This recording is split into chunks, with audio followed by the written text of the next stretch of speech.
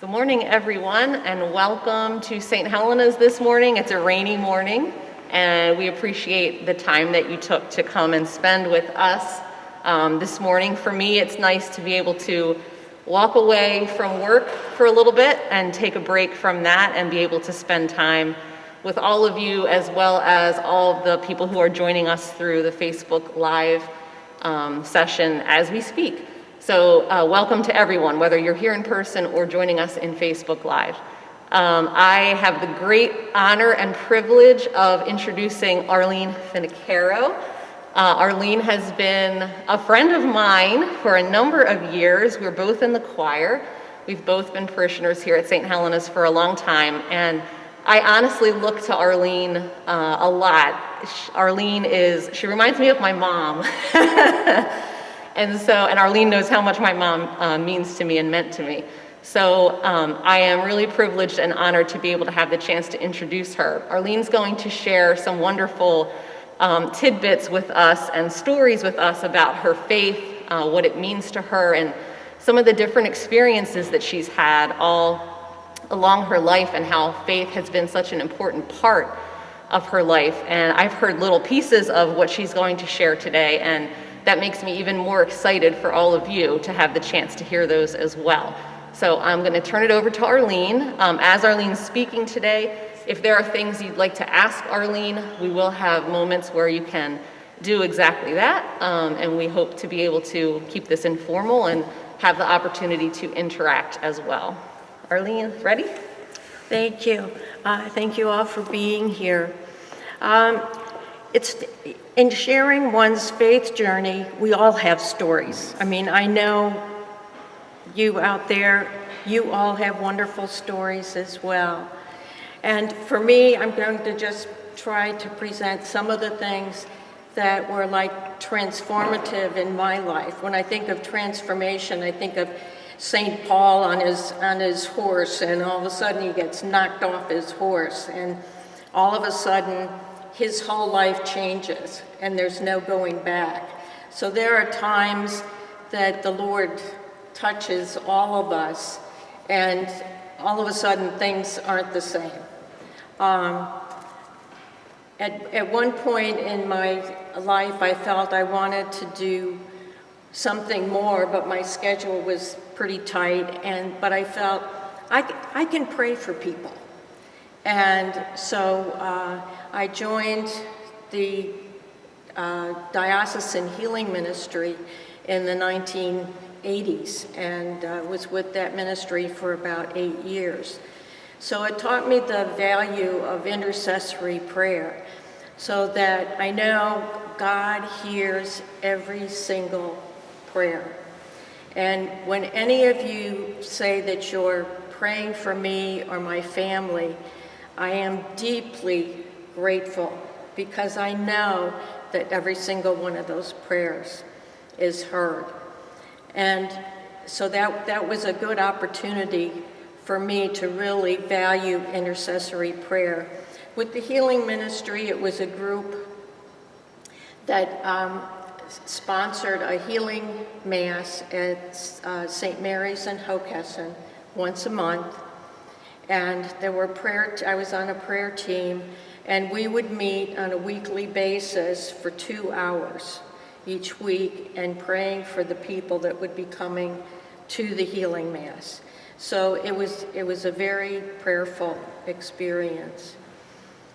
Another step in my journey was in my job. I was an occupational therapist, and I worked in the public school system with the programs for the deaf and children with deaf blindness.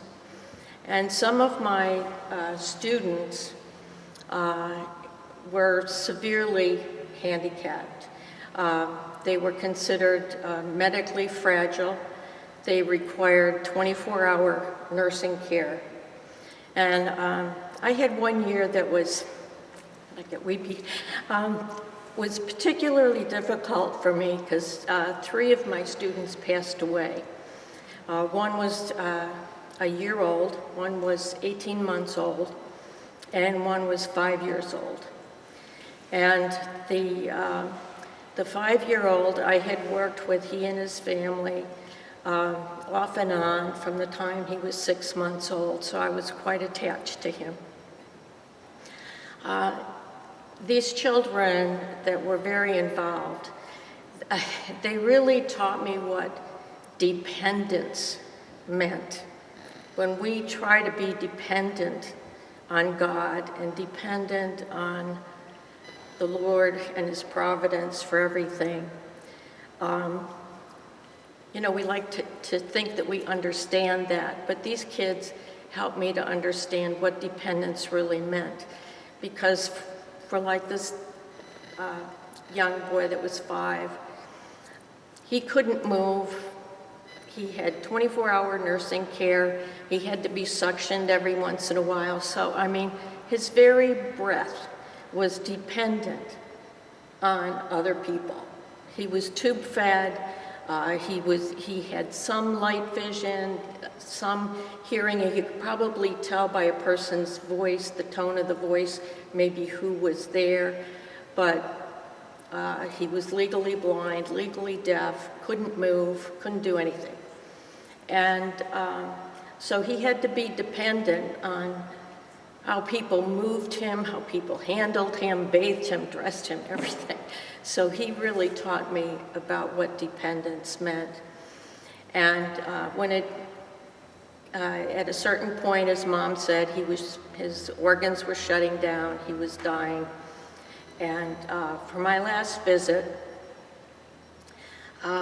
sometimes he would respond to certain touch, but he was not really responding much at all. And I was talking with the nurse, and I gave him a blessing and was saying my goodbye, and he gave me a sigh. Now, for him, a sigh was a gift to me, because that was a struggle for him to sigh. So that was his goodbye. It's not much, but it meant everything to me. It meant that he was aware that I was there. When he had his funeral mass, I had this question in my mind: what is he going to do when he goes to heaven? And all I could see was he was running through these fields with other children and just running, something he could never do on this earth. And when I went to see his mom a couple weeks after that, I told her the story of, what I was seeing in my mind. And he had a 3-year-old brother, and the mom said to me, well, that's funny, because his 3-year-old brother had seen his brother that passed, had seen him running around the house. And that was such a consolation to me, because yes, this kid is in a better place, and he's living the life that he didn't have here. And so it just gave me reinforcement. Yes, there is a heaven. Yes, there is a life after. That life after is going to be better. And so that working with a lot of these children was a real privilege. And they always say that, for teachers, by your children you are taught. And so the kids that I worked with taught me a lot of lessons. Another stage in my journey was after I retired. Everybody thought, oh, she's going to make jewelry, and she's going to play with her cats, and she's going to garden. Well, like St. Joseph, he had a lot of surprises facing him. Every time he turned around, there was another surprise for him to deal with. Well, the Lord just put it on me to write. And it was like, I don't know how to do that. Why do you want me to do that? This is time to lay back. And I started taking courses and joined some writing groups. And Then I got connected with some people that reached out to me to write about God's grace. And so I got this phone call from this woman and said, you know, I met Sister so-and-so and she gave me your name. And would you like to come and join us? And we're going to be writing about God's grace. And I said, well, you know, is God calling? So is this another open door? So I went and met with this woman. She said, well, bring something about God's grace. Well, you know, this was like, I think she called me on Thursday and I was going to meet them on Saturday. And it's like, okay, what's God's grace? Let's go to Google. And I knew sanctifying grace, but actual grace, I was a little fuzzy on that. And I knew it was God's gift. And it's like mentioned in the Bible hundreds of times about God's grace. But and it does tell you it's a gift from God, but it's like, what is it really? You know? And so that was a little tricky to be able to write about that. And I asked the Holy Spirit, you know, I'm sitting down in front of the computer and it's like, you know, the blank page. And so I said, you know, how am I going to get this point about God's grace across? And so the picture that came to my mind, God gives me pictures. I'm a visual person, so he gives me pictures. And I pictured Niagara Falls. Okay, grace in Niagara Falls. Now, how's this connected? And I had been lucky a couple years before to have visited Niagara Falls. And when you're on the Canadian side, where the water starts to go over the edge, there is such power in that water going over the edge. And it just keeps coming. It just keeps coming. And then, if you go to Niagara Falls, you have to go on the Maid of the Mist, which is this little boat that takes you out at the base of the falls, and they give you raincoats because you're getting all the spray from the falls. So for me, God's grace was this never-ending, powerful flow that's there. But you go out in the Maid of the Mist so you can get closer to it. Now, there are people in this boat, some of them, they're going to stay in the middle of the boat so they don't get wet. But if you want God's grace, you're going to be out hanging over the edge. You're going to have an empty bucket with you so you can catch as much of that powerful grace as possible. And so you got to stick your neck out. And so all of these images helped me to be able to communicate what God's grace was to me. And in this process, to me, the whole process, there were 5 of us that worked on contributing to this little book called With God's Grace. And it was a miracle because none of us knew each other to begin with. None of us lived anywhere near each other. And yet the Holy Spirit brought us together to be able to talk about our journey and what happened in our lives, and be able to share with each other and give confirmation to each other.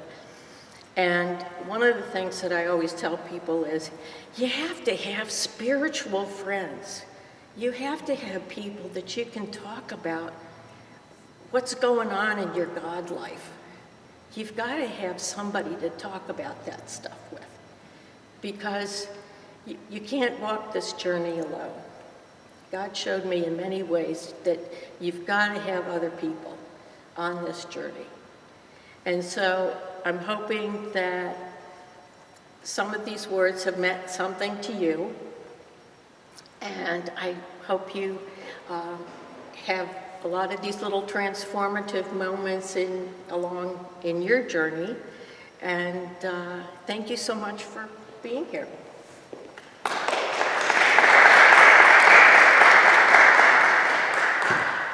That was awesome. I had heard, like I said, pieces of what Arlene was going to speak about today, but she had not shared that analogy about Niagara Falls with me previously, and Arlene, that really touched me. Just that idea that it always keeps coming and there's so much power. That was an incredible analogy, and that meant a lot to me. And I see other people here shaking their heads yes, so thank you for that, and thank you for everything else that you shared. And does anyone have any questions that they'd like to ask Arlene?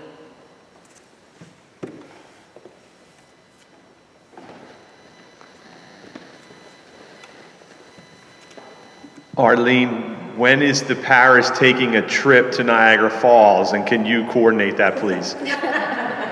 Just bring your bucket. I also love the bucket, sticking your neck out, catching, don't sit in the middle, sit on the edges. That's a pretty amazing analogy. Any other questions that you'd like to ask Arlene? Actually, Joe, I see some messages, I think, on Facebook Live. Could you check that? I could. That would be really Let's helpful. take a peek here and Okay. see. We have a couple things coming through. We have Jennifer saying, thank you so much for sharing. We have an Ellen saying, thank you, Arlene, beautiful.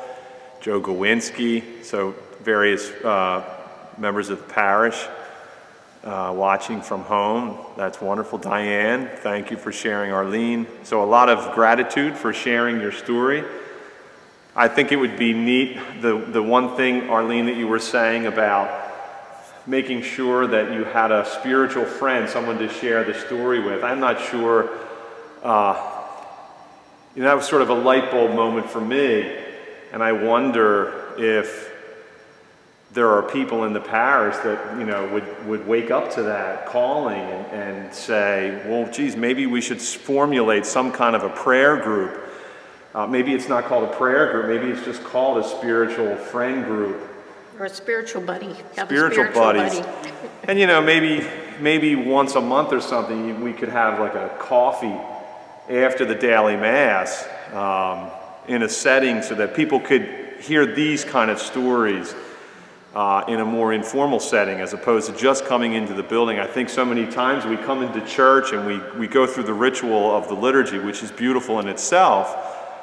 But I think there's more to our calling as Christians. I think we need to take it a further step and make sure we make contacts with our brothers and sisters. And what you said there is really quite striking for me to hear that. So thank you for sharing that point about finding a spiritual friend. I think so many of us don't have that. Oh, we have another comment coming over on the microphone.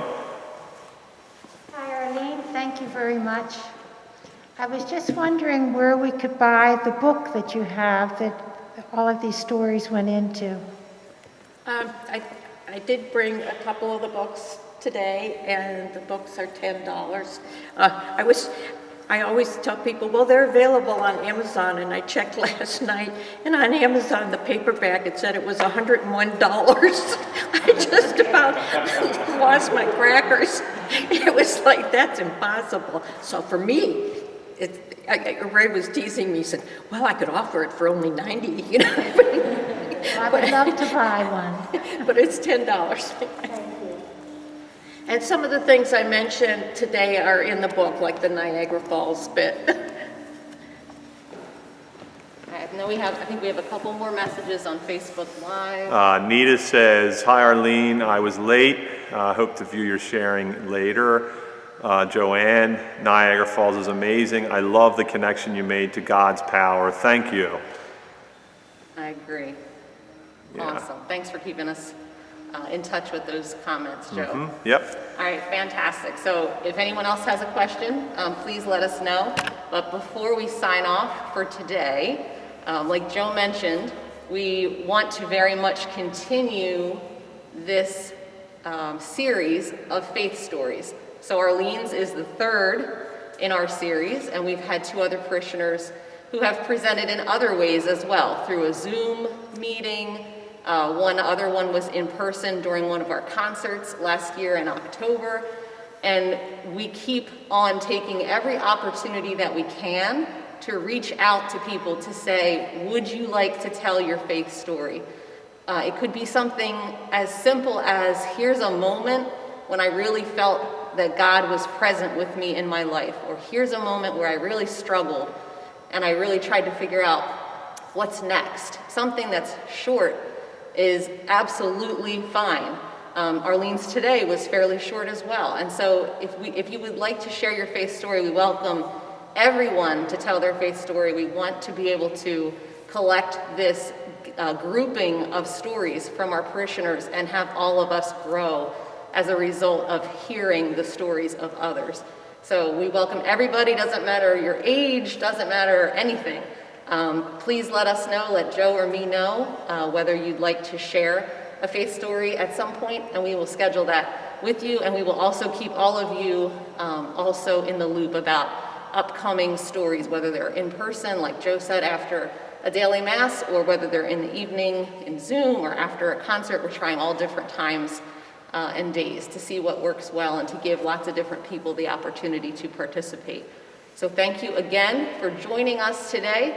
We're really grateful for the time that you spent with us, and we're obviously super grateful for Arlene. Thank you. For telling her story. Have a nice day, everyone.